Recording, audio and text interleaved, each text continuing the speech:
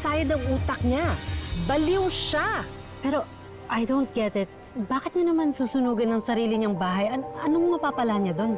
Sana nga nagdurusa yung babaeng yon. Pero buhay Reyna daw. Bali-balita dito na ang ganda daw ng tinitirhan niya ngayon. So, lumipat siya kay na Marco after the fire? Oh my God. Hindi kaya sinadyang sunugin ni Angel tong bahay niya para patirahin siya ni Vanessa sa kanila dahil wala naman choice si Vanessa kung walang mapupuntahan si Angel. Vanessa, yun ba yung kapatid niyang abogado? Oo. Oh, pwede nga pinano ni Angel na ganun para may bago siyang mahututan. Oh my God, so ginagamit nga ni Angel si Vanessa at Marco. Nakausap ko si Vanessa. Sinabihan ko na siya, habang maaga pa, layuan niya na si Angel. Kasintahan, kaibigan, kapatid. Wala siya sinasanto.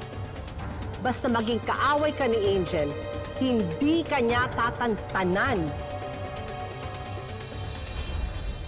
Wala bang sinabi sa'yo kung saan siya pupunta? Hindi ko po siya nakita. O saan kaya pumunta yung kapatid mo? Luigi! Naku! Saan ka galing? Nag-aalala sa'yo yung ate mo. Yay, akit mo na si Luigi. Bantayan mo silang dalawa ni Mikaya. Huwag mong ilalapit kay Mama. Bakit? Yeah, alam kong loyal ka kay Mama, pero ako pa rin ang nanay sa pamamahay na to. Ako ang masusunod kung saan sila titira at kung sino mag-aalaga sa kanila. Nagkakaintindihan ba tayo? Halika ka na nga, Luigi. Akit na tayo sa taas. Marco, answer the phone. Ba yan? Importante ito ka. Ayaw sumagot.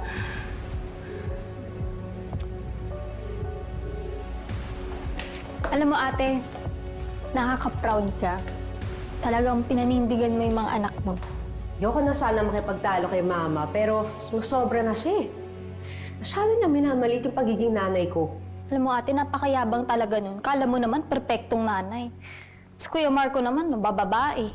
Si Vanessa.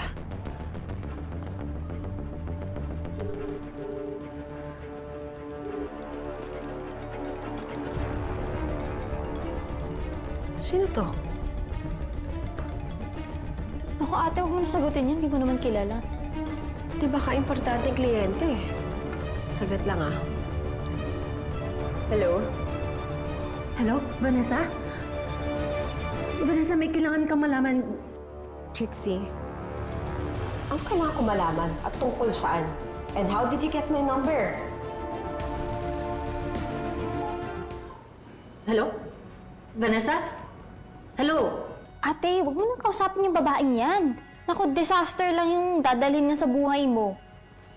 Kung nabala sa babaeng yan, salo talaga tong Trixie na to. O yan, para hindi ka nabwisitin. Ano ba yan?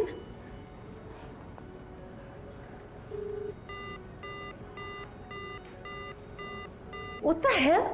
Ano yung binlock ako? Ano ba yan? Vanessa naman eh. Alam mo ate, pagod ka na. Ang daming nangyari sa'yo sa araw na to. Huwag mo nang dagdagan pa ng stress. Salamat, Angel ah.